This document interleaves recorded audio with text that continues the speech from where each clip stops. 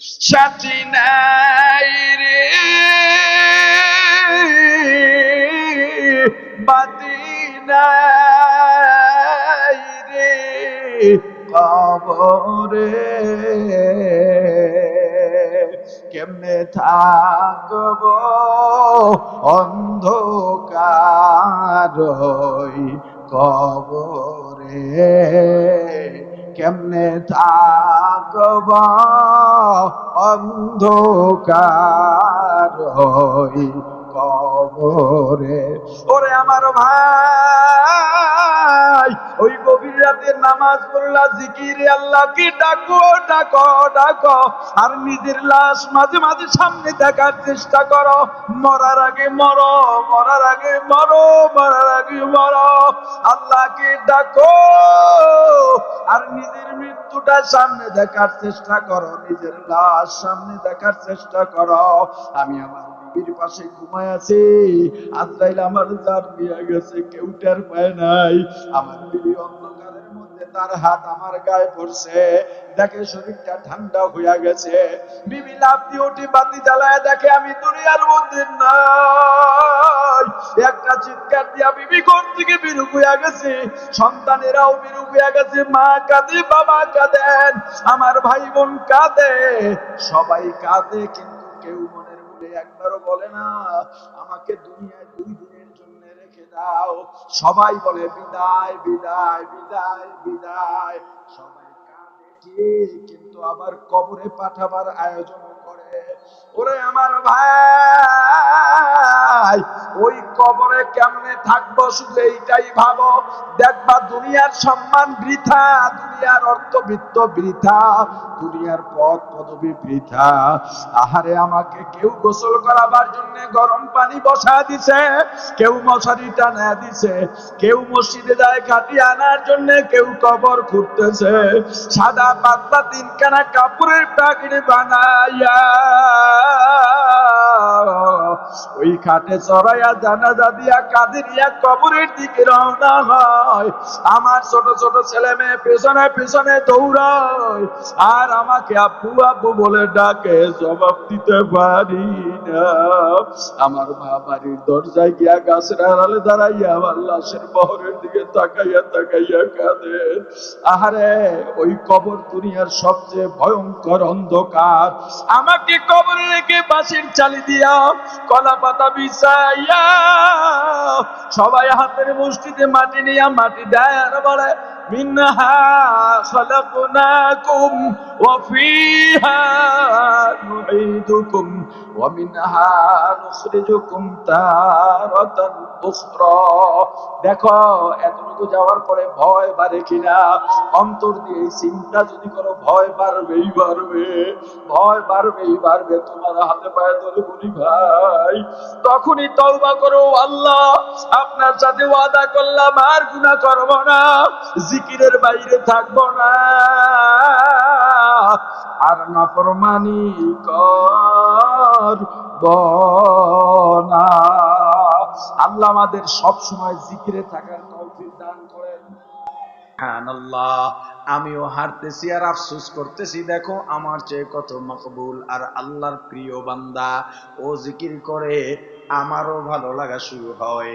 আমিও যেহেতু মুমিন, আমি রাস্তা দিয়া হাঁটি, আমিও গুনগুনায়া শুরু করি সুবহানাল্লাহ সুবহানাল্লাহ সুবহানাল্লাহ সুবহানাল্লাহ সুবহানাল্লাহ সুবহানাল্লাহ আলহামদুলিল্লাহ আলহামদুলিল্লাহ। এই যে জারি হইয়া গেল, জারি হইয়া গেল। দোকানে গেলাম, গুনগুনাইয়া জিকির করতেছি। দোকানদার বলে কি নেবেন, ইশারায় দেখায় আলু দাও, মুখে কয় না, কারণ জিকিরে মজা পেয়ে গেছে। কিন্তু যখন বলে ব্যাগ দেন, বারবার কথা বলে, তখন জিকির বন্ধ করে কথা বলি, আবার জিকির শুরু হয়ে যায়, আবার জিকির শুরু হয়ে যায়। এটাই মুমিনের খাসলাত। মুমিনের অন্তর কখনো আল্লাহর স্মরণের বাইরে থাকে না।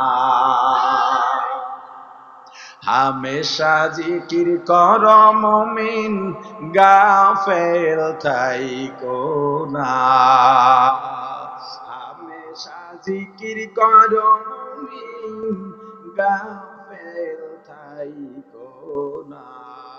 জিকির করছেন মুসা নবী,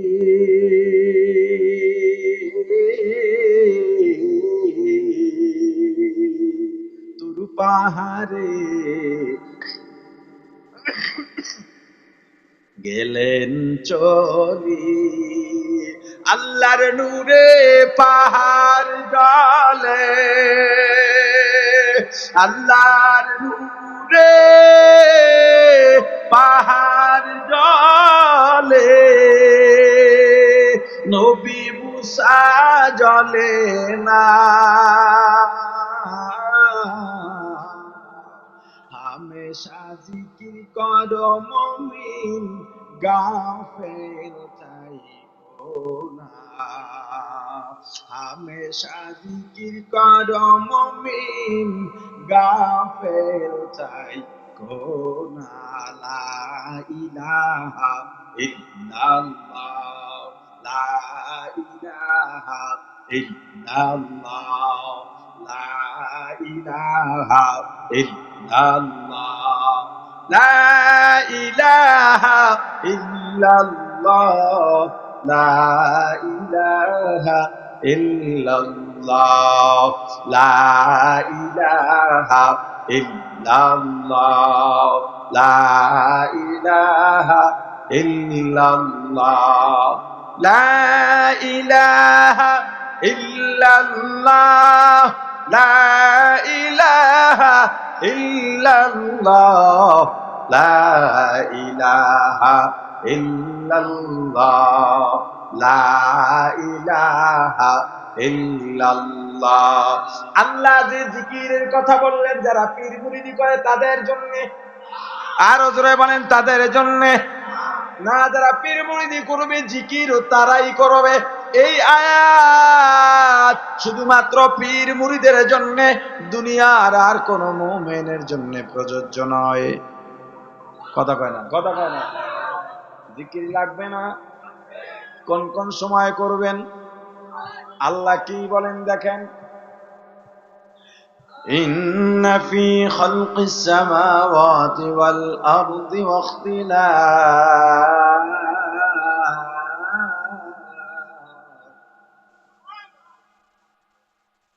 ইখতিলাফিল লাইলি ওয়ান নাহার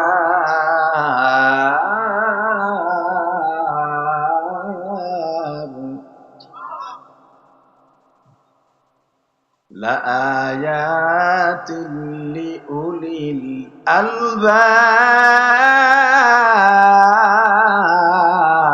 الألباب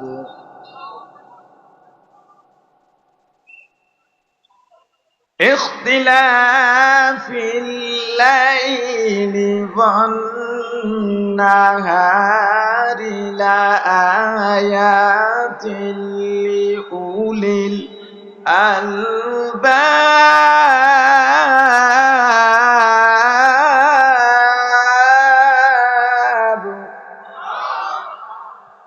আল্লাহ বলেন ইন্না ফি খালকিস সামাওয়াতি ওয়াল আরদি ওয়াখতিলাফ, এই যে আসমান ও জমিনের মাঝে আল্লাহর যত সৃষ্টি আছে, এবং চন্দ্র আর সূর্য, রাত আর দিনের মাঝে যেই ইখতিলাফ আছে, আবর্তন আছে, এর মধ্যে যারা জ্ঞানী তাদের জন্য নিদর্শন। নিদর্শন কাদের জন্য? মূর্খ না জ্ঞানী? আরে বলেন না, মূর্খ না জ্ঞানী? কি নিদর্শন আছে? আল্লাহকে চেনার নিদর্শন। যেই কবরের আযাব ও গজব দেখি নাই, যেই জান্নাত জাহান্নাম দেখি নাই, যেই আল্লাহকে না দেখেই বিশ্বাস করি, ওই আল্লাহকে চেনার নিদর্শন, ওই কবরের উপরে ঈমানের নিদর্শন, ওই জান্নাত জাহান্নামের নিদর্শন রয়েছে এই আসমান ও জমিনের মাঝে সৃষ্টি দেখে। পাবে কারা?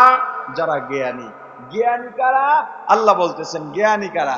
আল্লাযীনা ইয়াযকুরুনাল্লাহ, যারা আল্লাহর জিকির করে। এই জ্ঞানী কারা? আরে বলে না, বলে না, জ্ঞানী কারা? জ্ঞানী কারা? জ্ঞানী কারা? কোন সময় করবে? এক নম্বরে কিয়ামা, দাঁড়ানো অবস্থায়। দুই নম্বরে কুউদা, বসা অবস্থায়।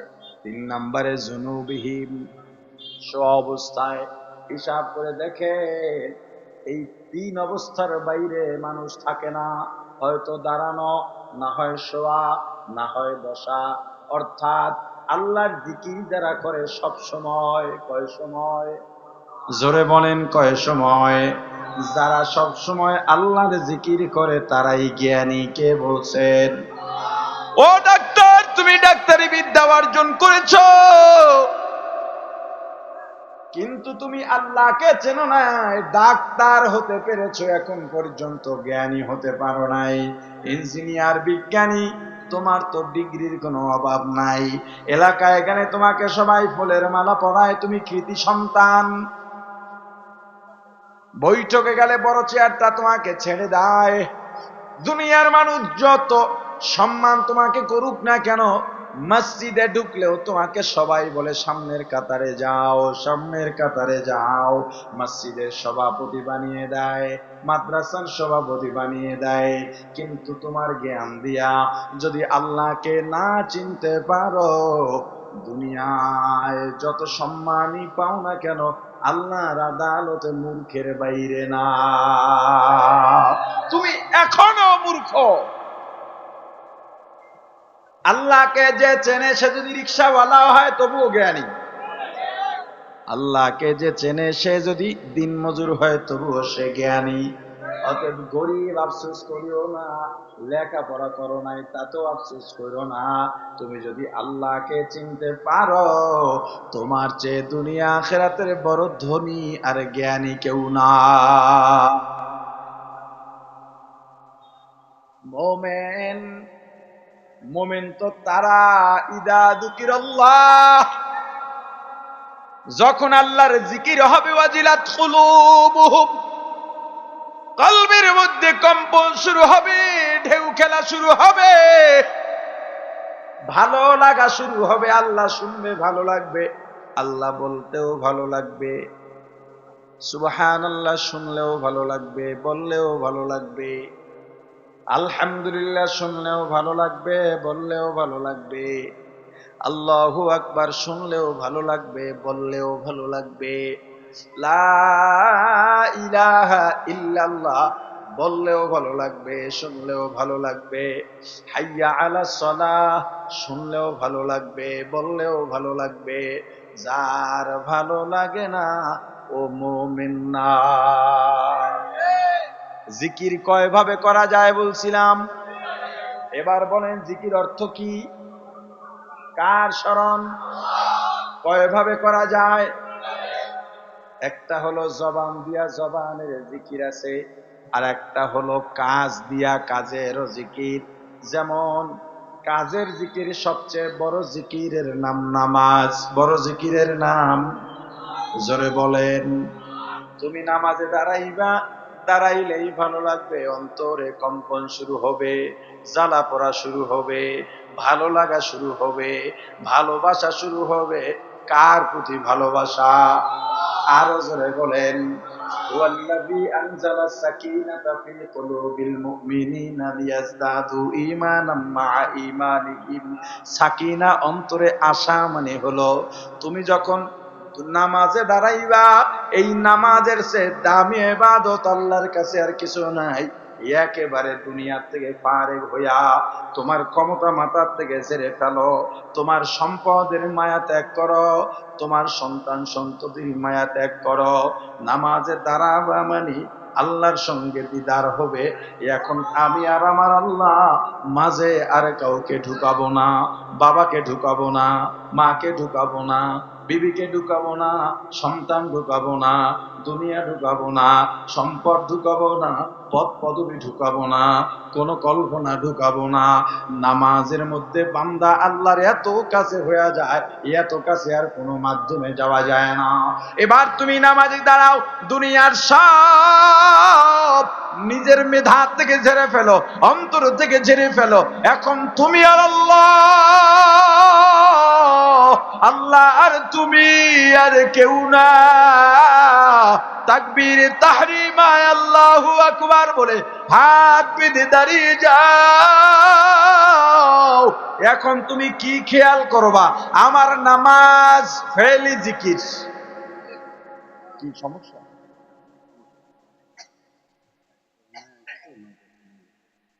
ঠিক আছে, নামাজে দাঁড়াইলাম, জবানের জিকির তো এতক্ষণ বললাম, জবানের জিকির সব সময়, কয় সময়? কিন্তু তোমার পীর সকাল সন্ধ্যা জিকিরের সবক বিষয়তে আমল করতে পারো না। আরে কথা কয় না? তুমি জিকির পালন করলেও কেমন জিকির করো, তোমার কলবের মধ্যে দোল খায় না কেন? তোমার কলবের মধ্যে মজা লাগে না কেন? তুমি আরো 5 জনকে নিয়ে জিকিরে কেন যাও না? তোমার বাসায় কেন জিকির নাই?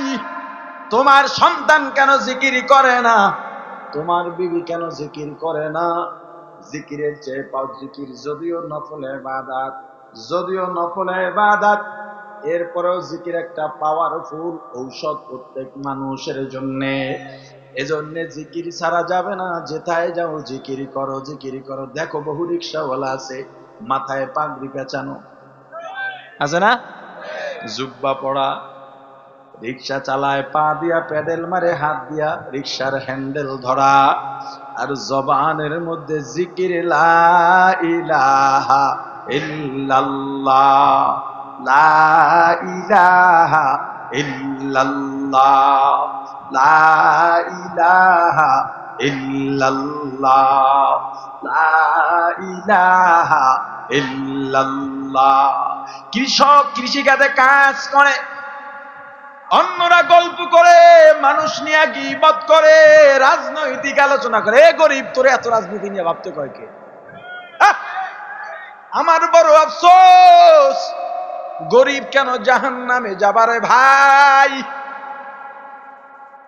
এ গরিব, যেহেতু দুনিয়ায় তোমার দেখা সত্ত্বে শান্তি নাই, তুমি কেন মিথ্যা বলবা? মিথ্যা বললেই কি 5 তলা বিল্ডিং পাইবা? যেহেতু মিথ্যা বললে তোমার ভাগ্যের পরিবর্তন হয় না, মিথ্যা কেন বলবা? যেহেতু পুঁজিবাদী কুফরি গণতন্ত্রের পিছনে দৌড়াইলে তোমার ভাগ্যের পরিবর্তন হয় না, লাঙল বাদ দিয়া তুমি ট্রাক্টর পর্যন্ত পাও না, বাস প্রাইভেট কার তো দূরের কথা, তাহলে এর পিছনে দৌড়াইয়া গুনাহ কেন কামাও? এ গরিব, তুই কেন জাহান্নামে যাবি? তোর কাছে তো তোর তো জান্নাতে যাওয়া সবচাইতে সহজ। তুই কাজ কর, মিথ্যা বলিস না, নামাজে দাঁড়া, সারাদিন কাজ করলি, বেহুদা কথা বললি না, জবানের মধ্যে জিকির। নামাজ পড়া ঘুমায় গেছো, ফজর পড়া আবার কাজে বের হয়ে গেছো, বেহুদা কোনো কাজ করো নাই, চুরিও করো নাই, মিথ্যাও বলো নাই। বেশি ইবাদত লাগবে না গরিব ভাই, তোমার জন্য জান্নাতে যাওয়া সহজ হয়ে যাবে। নামাজে দাঁড়াও,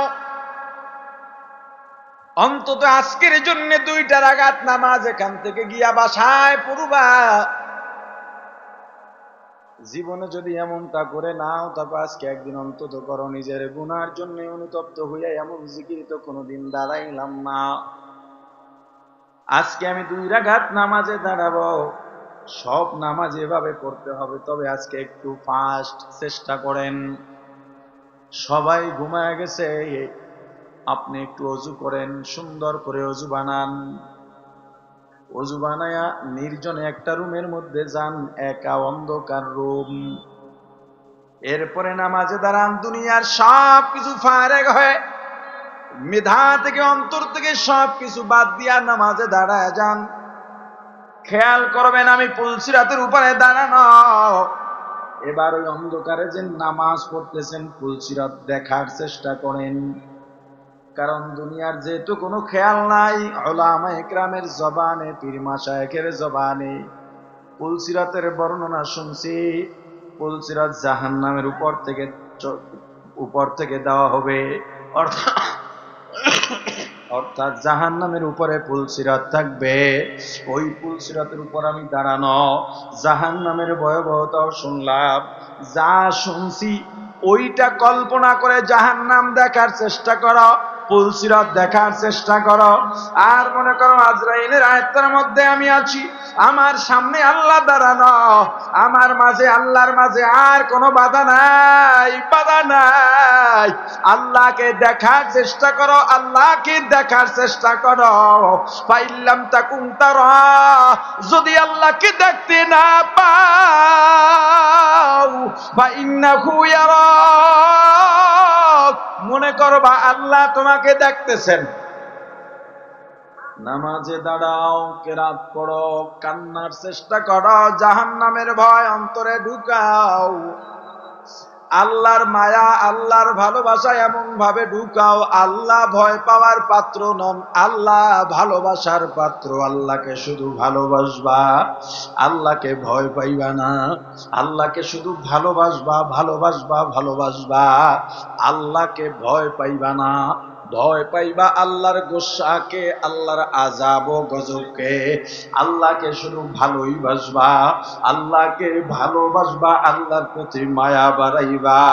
ও ভাই, এভাবে 2 রাকাত 4 রাকাত নামাজ আদায় করবা, সালাম ফিরাই একটু তেলাওয়াত করবা, এরপর একটু জিকির করবা, দুনাল জাহর, জবানের জিকির, তেলাওয়াত করবা জবানের জিকির। ওরে ভাই, দুনাল জাহরি মানে চুপি চুপি না, চিল্লাইয়া চিল্লাইয়া। উল্টা হলো দুনাল জাহরে, স্বাভাবিকভাবে যেভাবে কথা বলি এই স্বাভাবিকভাবে বসে বসে একবারে মনটা লাগাইয়া জিকির করো। আর জীবনের যত গুনাহ আছে গুনাহগুলো সামনে হাজির করো। জীবনে এত গুনাহ করলাম মনেও তো নাই, কখনো সামনেও আসে না। মাঝে মাঝে বসো, নিরালায় বসো, অন্ধকারে বসো, আর পিছনের গুনাহগুলা সামনে হাজির করো। দেখবা গুনাহ আর গুনাহ, গুনাহ আর গুনাহ, গুনার পাহাড় হয়ে গেছে, ভিতরে একটা অনুতপ্ত ঢুকবে। আহারে, আমি তো আসলে অনেক গুনাহ করে ফেলছি, এত গুনাহ। এই গুনাহ নিয়ে আল্লাহর সামনে কেমনে দাঁড়াব? এত গুনাহ, আল্লাহর সামনে দাঁড়াবার মুখ নাই আমার। দেখবা একেবারে নিজে নিজে ছোট হইয়া যাইবা। আল্লাহ, আপনি যেহেতু আমার গুনাহগুলা এভাবে গোপন রেখেছেন, এত গুনাহ যত হোক না কেন, তুনে কুকারিউ মাবদ কর দাই, जुर्मे बेअंदाजा बेहद कर दे, मगफिरत दारद उम्मीदाज लुत्फे तू, जाके खुद फरमुदाए ला तक़नतू। ও আল্লাহ, আমি আপনাকে না ডাকলে আপনার কোনো ক্ষতি হবে না, আপনার তো বান্দার অভাব নাই, কিন্তু আমার তো আপনি একজনই আল্লাহ।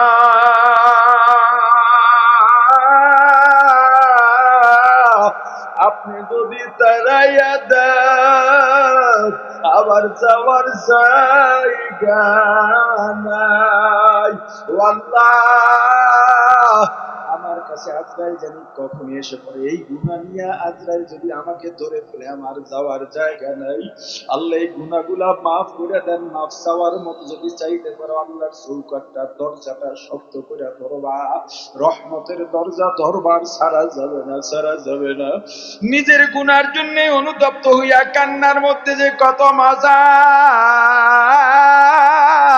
ওই অন্ধকার রাতে আল্লাহর কাছে বলো, দেখবা অন্ধকারে একটু ভয় ভয় লাগে, আল্লাহর কাছে বলো, আল্লাহ, দুনিয়ার সবচাইতে বড় গুনাহগার আমি আপনার দরবারে হাজির, দুনিয়ার সবচাইতে বড় নাফরমানটা আপনার দরবারে হাজির।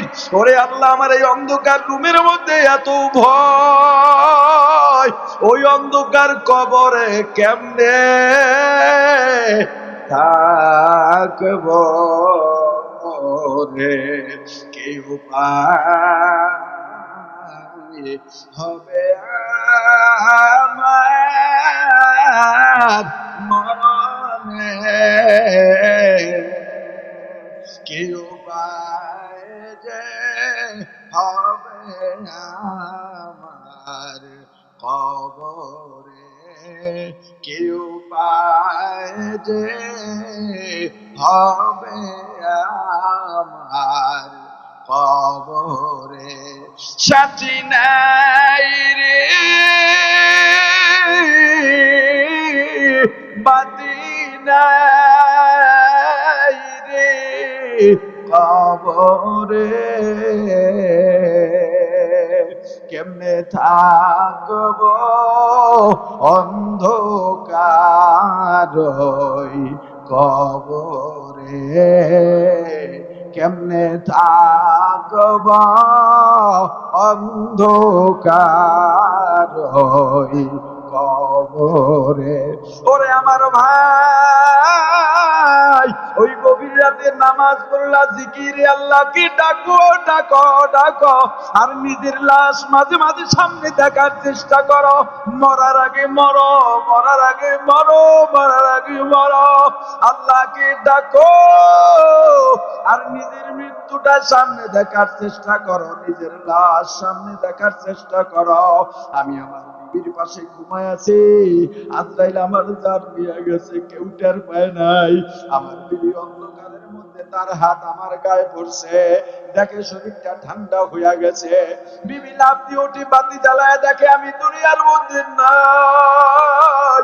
একটা চিৎকার দিয়া বিবি ঘর থেকে বিরূপ হইয়া গেছে, সন্তানেরাও বিরূপ হইয়া গেছে। মা কাঁদে, বাবা কাঁদেন, আমার ভাই বোন কাঁদে, সবাই কাঁদে, কিন্তু কেউ মনের মধ্যে একবারও বলে না